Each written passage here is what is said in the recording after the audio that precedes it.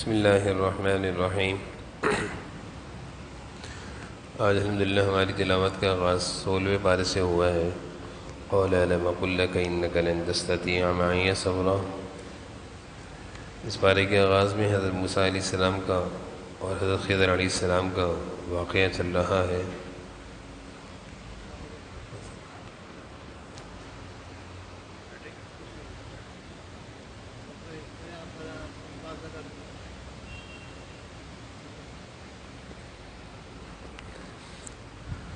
حضرت موسیٰ علیہ السلام سے کسی نے پوچھا کہ اس زمین پہ آپ سے زیادہ کوئی جاننے والا ہے؟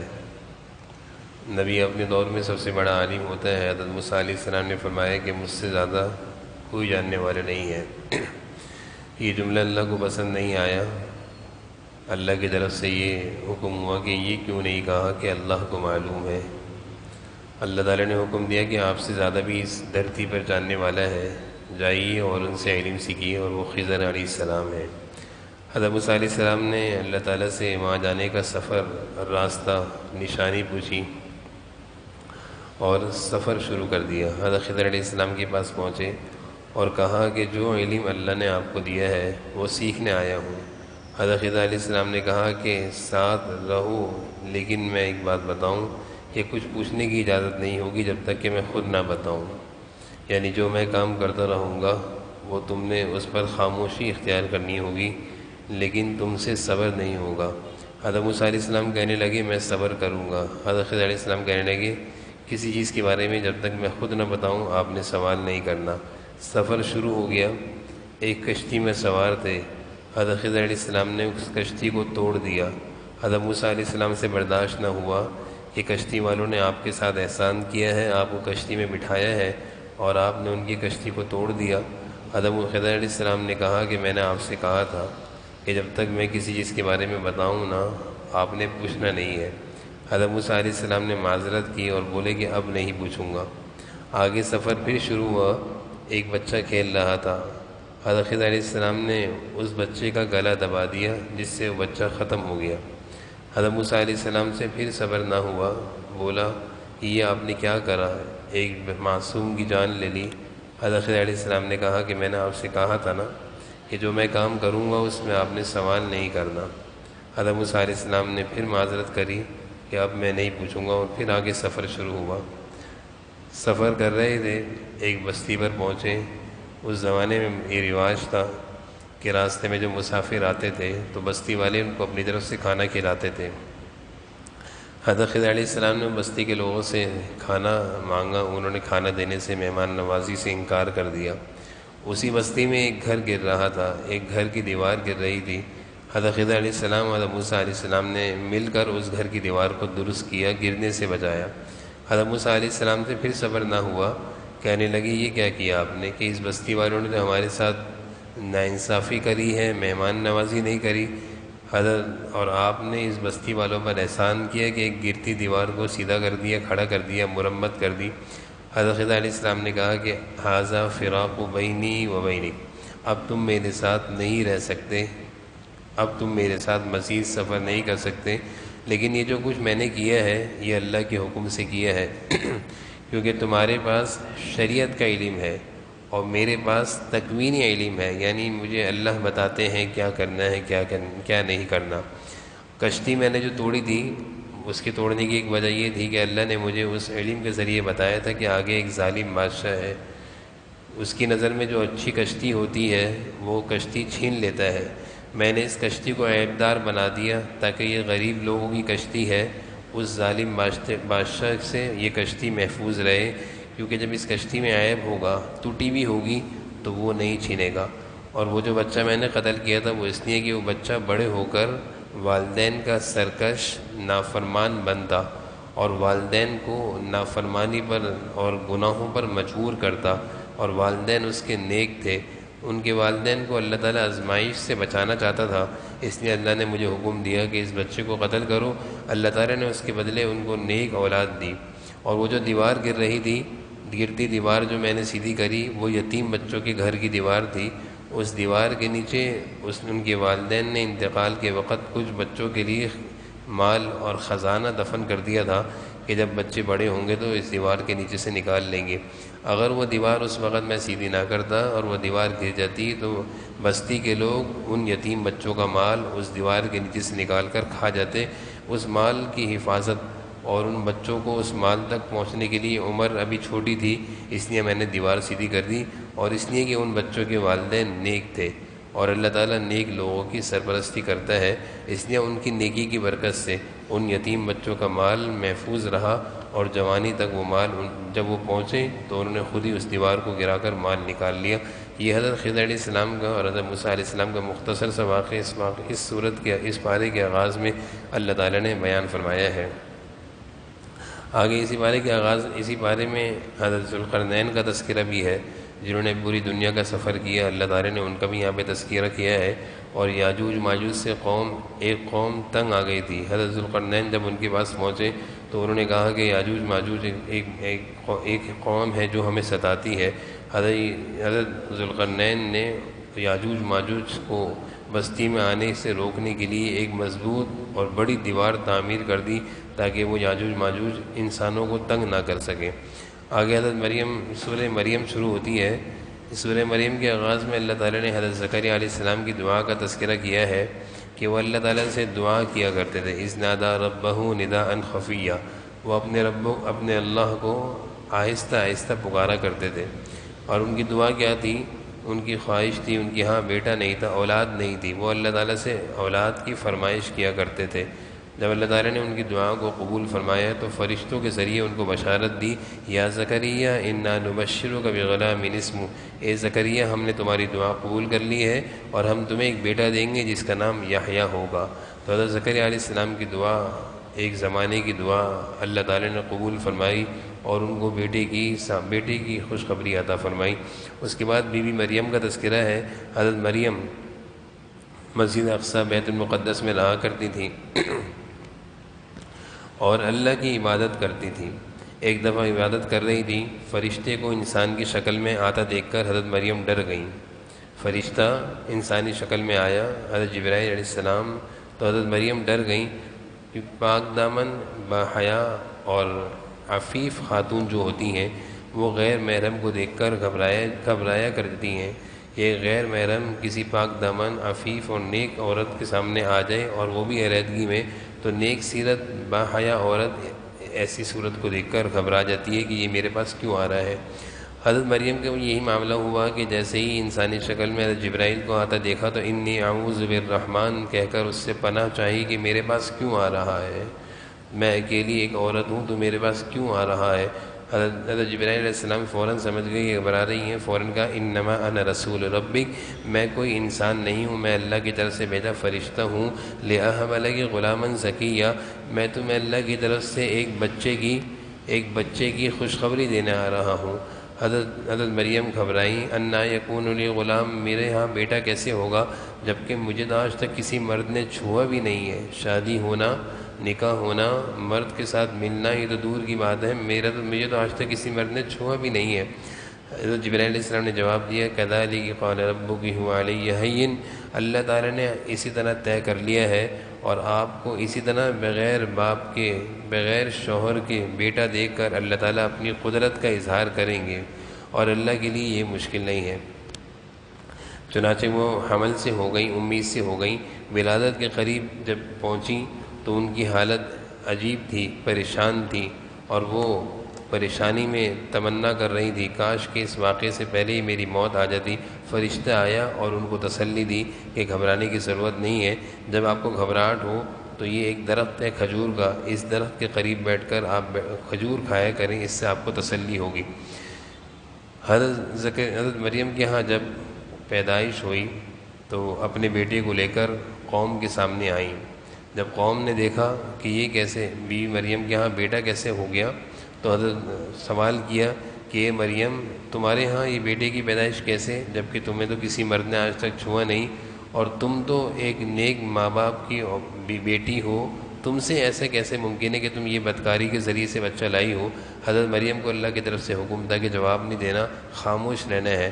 فاشارت الیہ، حضرت مریم نے بیٹے کی طرف اشارہ کر دیا کہ یہ جواب دے گا۔ وہ دودھ پیتا بیٹا، وہ معصوم سا بچہ وہ گود کا بچہ جس عمر میں بچے بولا نہیں کرتے، وہ اس بیٹے کی طرف اشارہ کیا تو یہ یہودی تھے جو ان پر الزام اور تہمت لگا رہے تھے، کہنے لگے کیف نکلم من کان فی المہد صبیا، ہم اس بیٹے سے کیسے بات کریں گے، یہ تو معصوم سا بچہ ہے۔ ایک دم سے وہ دودھ پیتا گود کا بچہ بول پڑا، انی عبد اللہ، میں اللہ کا بندہ ہوں، آتانی الکتاب وجعلنی نبیا، مجھے اللہ نے کتاب بھی دیں گے اور مجھے اللہ نبی بھی بنائیں گے، اور میں لوگوں کو حکم دوں گا جب میں بڑا ہوں گا بالصلاۃ والزکاۃ، صلاۃ نماز اور زکوٰۃ کا، اور میری والدہ ایک نیک عورت ہے اور میں اپنے والدہ کا فرما بردار بچہ ہوں۔ اور یہ حضرت عیسیٰ علیہ السلام تھے۔ اس واقعے کو اللہ تعالیٰ نے سورہ مریم میں تفصیل سے ذکر فرمایا ہے۔ آگے اللہ تعالیٰ انبیاء علیہ السلام کا تذکرہ کر رہے ہیں، حضرت اسماعیل علیہ السلام کا تذکرہ کر رہے ہیں کہ وَكَانَ يَأْمُرُ أَهْلَهُ بِالصَّلَاةِ وَالزَّكَاةِ، وہ اپنے گھر والوں کو نماز کا اور زکوٰۃ کا حکم دیتے تھے۔ معلوم یہ چلا کہ تبلیغ اور اصلاح کا کام اپنے گھر سے شروع کرنا چاہیے۔ سب سے پہلے اپنے گھر والوں کی، اپنے بیوی بچوں کی تربیت کی فکر کرنی چاہیے۔ حضرت اسماعیل علیہ السلام نبی ہیں، اپنے گھر والوں کی تربیت کر رہے ہیں، اور اللہ تعالیٰ اس تربیت کا ذکر قرآن کریم میں کر رہے ہیں۔ وَكَانَ يَأْمُرُ أَهْلَهُ، کہ وہ اپنے گھر والوں کو نماز کا کہا کرتے تھے اور زکوٰۃ کا کہا کرتے تھے۔ آگے سورہ طہ شروع ہو رہی ہے۔ سورہ طہ سے پہلے سورہ مریم کی آخری آیتوں میں اللہ تعالیٰ نے نیکی جو اخلاص کے ساتھ کی جاتی ہے اس کا اثر اللہ تعالیٰ نے ذکر فرمایا ہے۔ ان الذین آمنوا وعملوا الصالحات سیجعل لهم الرحمن ودا، کہ جب انسان نیک ہو اور نیکی کی زندگی اختیار کرتا ہے تو اللہ تعالیٰ قدرتی طور پر لوگوں کے دل میں اس کی محبت ڈال دیتے ہیں۔ اللہ تعالیٰ قدرتی طور پر لوگوں کے دل میں اس کی محبت ڈال دیتے ہیں۔ چنانچہ حدیث شریف میں آتا ہے کہ جب اللہ تعالیٰ کسی سے محبت کرتے ہیں تو جبرائیل سے کہتے ہیں کہ میں اس سے محبت کرتا ہوں، تم بھی اس سے محبت کرو۔ حضرت جبرائیل علیہ السلام فرشتوں میں اعلان کرتے ہیں اور فرشتے بھی اس سے محبت کرنے لگتے ہیں، اور پھر فرشتوں کے ذریعے اللہ تعالیٰ لوگوں کے دلوں میں، انسانوں کے دلوں میں، زمین والوں کے دل میں اس کی محبت ڈال دیتے ہیں اس کی نیکی کی برکت سے۔ سورہ طہ ہے، اس سورہ طہ کے آغاز میں اللہ تعالیٰ نے حضرت موسیٰ علیہ السلام کا تفصیلی واقعہ اور تفصیلی تذکرہ کیا ہے۔ حضرت موسیٰ علیہ السلام جب مدین سے سفر کر کے آ رہے تھے تو راستے میں اللہ تعالیٰ نے ان کو نبوت سے نوازا۔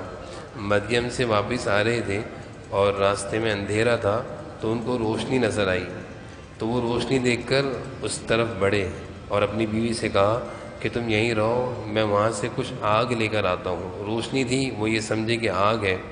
جب حضرت موسیٰ علیہ السلام اس آگ کے قریب، اس روشنی کے قریب پہنچے تو اس روشنی میں جیسے ہی قریب پہنچے تو اللہ کی طرف سے آواز آئی، فلما اتاها نودی یا موسیٰ انی انا ربک فاخلع نعلیک انک بالوادی المقدس طویٰ، اے موسیٰ ہم تمہارے رب ہیں، اپنے چپل اتار دو کیونکہ تم ایک مقدس وادی طویٰ میں آئے ہو۔ اس کے بعد اللہ تعالیٰ نے حضرت موسیٰ علیہ السلام سے کلام کیا، ہم کلامی ہوئی، آپس میں بات چیت ہوئی، اور اس کے بعد اللہ تعالیٰ نے وہیں پہ حضرت موسیٰ علیہ السلام کو معجزہ دیا، لاٹھی کا معجزہ دیا۔ حضرت موسیٰ علیہ السلام سے اللہ تعالیٰ نے کہا کہ یہ تمہارے ہاتھ میں کیا ہے؟ حضرت موسیٰ علیہ السلام کہنے لگے کہ یہ لاٹھی ہے۔ اللہ تعالیٰ نے فرمایا کہ اس کو زمین پہ ڈالو۔ جیسے ہی انہوں نے زمین پہ ڈالی تو وہ ایک دم سانپ بن گئی۔ یہ حضرت موسیٰ علیہ السلام کو اللہ تعالیٰ نے معجزہ دیا۔ اور دوسرا معجزہ یہ دیا کہ ہاتھ تھا، کہا کہ اپنا ہاتھ بغل میں لے کر جاؤ، اور جب بغل سے نکالا تو وہ ہاتھ چمکتا ہوا تھا۔ حضرت موسیٰ علیہ السلام کو اللہ تعالیٰ نے یہ دو معجزے دیے اور کہا کہ اذهب الى فرعون انه طغى، یہ دونوں معجزے لے کر اور میری طرف سے نبوت لے کر فرعون کے پاس جاؤ، وہ بڑا نافرمان اور سرکش ہو گیا ہے۔ حضرت موسیٰ علیہ السلام فرعون کو جانتے تھے کہ وہ ایک ظالم بادشاہ ہے۔ حضرت موسیٰ علیہ السلام حیران ہو گئے کہ اتنی بڑی ذمہ داری مجھے دی جا رہی ہے۔ اللہ تعالیٰ سے دعا کری، رب اشرح لی صدری، اے اللہ اس کام کے لیے میرے سینے کو کھول دیجئے، ویسر لی امری، اور میرے کام کو آسان کر دیجئے، کیونکہ یہ بہت بڑی ذمہ داری ہے نبوت کا مل جانا، نبوت کی ذمہ داری۔ واحلل عقدۃ من لسانی، میری زبان کی گرہیں کھول دیجئے تاکہ میں اپنی بات لوگوں کو اور فرعون کو اپنی بات آسانی سے سمجھا سکوں۔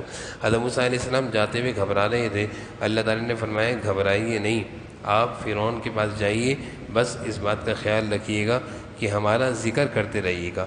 اذهب انت واخوک بآیاتی ولا تنیا فی ذکری، کہ آپ فرعون کے پاس جائیے اور ہمارے ذکر سے غافل نہیں ہوئیے گا۔ معلوم یہ چلا کہ ذکر، اللہ تعالیٰ کا ذکر، یہ بہترین اسلحہ ہے، بہترین ہتھیار ہے۔ انسان کہیں بھی چلا جائے، کسی کا کتنا ہی خوف ہو، اللہ کا ذکر زبان پہ ہو، اللہ تعالیٰ بڑے بڑے ظالم جابر سے بچا لیا کرتے ہیں اور لوگوں کے ظلم و زیادتیوں سے بچا لیا کرتے ہیں ذکر کی برکت سے۔ ذکر کوئی بھی ہو، درود شریف ہو، استغفار ہو، تلاوت قرآن ہو، کوئی بھی ہو، ذکر بس اللہ کا ہو۔ جب انسان اللہ کا ذکر کرتے ہوئے جاتا ہے تو وہ دشمنوں کے شر سے محفوظ رہتا ہے۔ حضرت موسیٰ علیہ السلام کو اللہ تعالیٰ نے یہی نصیحت کی کہ آپ جائیے اور گھبرائیے نہیں، فرعون کے پاس جائیے، اس تک ہمارا پیغام پہنچائیے، آپ کو فرعون کسی طرح کوئی نقصان نہیں پہنچا سکے گا۔ آگے حضرت موسیٰ علیہ السلام کا بنی اسرائیل کا تفصیلی ذکر ہے۔ اس کے بعد حضرت آدم علیہ السلام کا تذکرہ ہے، حضرت آدم علیہ السلام کو شیطان نے کس طرح جنت میں بہکانا چاہا اس کا تذکرہ ہے۔ اور پھر آگے اللہ تعالیٰ فرما رہے ہیں وَمَنْ أَعْرَضَ عَنْ ذِكْرِي فَإِنَّ لَهُ مَعِيشَةً ضَنْكًا، کہ جو ہمارے ذکر سے اعراض کرے گا تو ہم اس کی زندگی کو تنگ کر دیں گے۔ یعنی جو اپنی دنیا کی زندگی میں دنیاوی مصروفیات میں اتنا مصروف ہوگا کہ اس کو ہمارے ذکر و تلاوت و نماز کی فرصت نہیں ہوگی تو ہم اس کی زندگی کو تنگ کر دیں گے۔ بہت سارے لوگ کہتے ہیں مصروفیت کی وجہ سے تلاوت کا موقع نہیں ملتا۔ اللہ تعالیٰ اس آیت میں واضح طور پر فرما رہے ہیں کہ اعرض عن ذکری، ہمارے ذکر کو چھوڑو گے، معیشۃ ضنکا، تمہاری زندگی یعنی تمہاری معیشت، تمہاری دولت تنگ کر دیں گے، تم فاقے میں، فقر و فاقے میں، بے روزگاری میں آ جاؤ گے۔ اور پھر اس سے بڑھ کر عذاب یہ ہوگا کہ لما حشرتنی اعمی، جب تم کل قیامت کے دن اٹھو گے تو اندھے اٹھو گے، اور اللہ سے انسان کہے گا اللہ دنیا میں تو میری آنکھیں تھیں، آپ مجھے آج اندھا کیوں اٹھا رہے ہیں؟ اللہ تعالیٰ فرمائیں گے عدد کا آیاتنا فنسیتھا، تو نے دنیا میں ہمیں بلایا تھا، آج ہم نے تمہیں بلا دیا۔ تو ذکر، اللہ کا ذکر، یہ اللہ کو یاد کرنے کا بہترین ذریعہ ہے۔ جب انسان دنیا میں اللہ کا ذکر کثرت سے کرتا ہے، ذکر و تلاوت و اذکار و استغفار و تسبیحات کرتا ہے، تو یہ اللہ کو یاد کرتا ہے، اللہ اس کی زندگی میں بہاریں لے کر آتے ہیں۔ اور اس آیت سے معلوم چل رہا ہے کہ جب انسان ذکر و اذکار و تلاوت و استغفار و تسبیحات اور درود شریف نہیں کرتا تو گویا یہ اللہ کو بھول گیا۔ اللہ دنیا میں اس کو یہ عذاب دیتے ہیں کہ یہ فاقے اور فقر و فاقے میں محتاجگی کی زندگی گزارتا ہے، بے روزگاری کی زندگی، اور کل قیامت کے دن یہ اندھا اٹھے گا اور اللہ اس کو کہیں گے کہ ہم نے تجھے اندھا اس لیے اٹھایا ہے کہ تو ہمیں دنیا میں بھول گیا تھا، ذکر نہیں کرتا تھا، یاد نہیں کرتا تھا، آج ہم تجھے بھول گئے ہیں۔ آگے جناب نبی کریم صلی اللہ علیہ وسلم کو اللہ تعالیٰ تسلی دے رہے ہیں کہ آپ کو پریشان ہونے کی ضرورت نہیں ہے۔ یہ جو مشرکین مکہ آپ کو ستاتے ہیں، آپ فصبر، ان کی تکلیفوں پر صبر کریں، اور ایک کام کریں کہ کثرت سے آپ نماز اور تلاوت اور تسبیحات کا اہتمام کریں، اس کی برکت سے ہم ان کے شر سے بھی آپ کو بچائیں گے اور آپ کو خوش بھی کر دیں گے۔ حضور صلی اللہ علیہ وسلم کو قرآن کریم میں کئی جگہوں پر اللہ تعالیٰ نے مشرکین مکہ کے شر سے بچنے کے لیے جو حفاظتی عمل دیا ہے وہ ذکر اور نماز دیا ہے، کہ نماز کے اہتمام کی برکت سے اور ذکر اذکار کے اہتمام کی برکت سے اللہ تعالیٰ فرما رہے ہیں کہ ہم آپ کو دشمنوں کے شر سے بچائیں گے۔ آگے اللہ تعالیٰ فرما رہے ہیں وَأْمُرْ أَهْلَكَ بِالصَّلَاةِ وَاسْتَبِرْ عَلَيْهَا، اپنے گھر والوں کو نماز کا حکم دیا کرو، خود بھی نماز پڑھا کرو اور اپنے گھر والوں کو بھی نماز کا حکم دیا کرو۔ اور آگے اللہ فرما رہے ہیں کہ لَا نَسْأَلُكَ رِزْقًا، ہم تم سے روزی کا نہیں پوچھتے کہ تم روزی کے بارے میں کیا کرو گے، نَحْنُ نَرْزُقُكَ، روزی تو ہم دیں گے، روزی ہم دیں گے، وَالْعَاقِبَةُ لِلتَّقْوَىٰ، اور اللہ فرما رہے ہیں جو جتنا زیادہ متقی ہوگا اس کی روزی اتنی آسان ہوگی۔ نیک لوگوں کی روزی اللہ آسان کر دیتے ہیں، اور جو گنہگار ہوتے ہیں، غفلت کی زندگی گزارتے ہیں، وہ دن بھر خوار، دنیا کے لیے رسوا ذلیل ہوتے ہیں، اور پھر بھی دنیا ان کو بہت ذلت و رسوائی کے ساتھ ملتی ہے۔ احادیث کے مفہوم سے معلوم چلتا ہے کہ نیک لوگوں کی روزی اللہ آسان کرتے ہیں ان کی نیکی کی برکت سے۔ تو اس آیت میں اللہ تعالیٰ فرما رہے ہیں وَأْمُرْ أَهْلَكَ بِالصَّلَاةِ، خود بھی نماز پڑھو، اپنے گھر والوں کو بھی نماز کا حکم دو، وَاسْتَبِرْ عَلَيْهَا، اور فرما رہے ہیں یہ نہیں کہ کبھی پڑھو کبھی چھوڑ دو، بلکہ فرما رہے ہیں وَاسْتَبِرْ عَلَيْهَا، پابندی سے پڑھو، مسلسل پڑھو، پانچوں نمازیں پڑھو۔ حضرت عمر فاروق رضی اللہ عنہ کے بارے میں آتا ہے اس آیت کے بعد حضرت عمر جب رات کو اٹھا کرتے تھے تہجد کے لیے تو اپنے گھر والوں کو بھی اٹھایا کرتے تھے، اپنے گھر والوں کو بھی اٹھایا کرتے تھے۔ نماز کی برکت سے اللہ تعالیٰ روزی کے معاملے کو آسان فرما دیتے ہیں۔ اس آیت سے معلوم چل رہا ہے کہ نماز کی برکت سے اللہ تعالیٰ روزی کے معاملے کو آسان فرما دیتے ہیں، روزی روزگار میں برکت عطا فرما دیتے ہیں۔ حدیث قدسی ہے، اللہ تعالیٰ کا ارشاد ہے کہ میری عبادت کے لیے تم اپنے آپ کو فارغ کر دو، میں تیرے سینے کو مالداری سے بھر دوں گا، محتاجگی تجھ سے دور کر دوں گا، فقر و فاقہ تجھ سے دور کر دوں گا، بے روزگاری تجھ سے دور کر دوں گا۔ اور اگر تو نے ایسا نہیں کیا، یعنی تیرے پاس میری عبادت کا وقت نہیں، تو جتنا دنیا کما لے تو رہے گا محتاج، فقیر۔ اللہ تعالیٰ ہمیں سمجھنے کی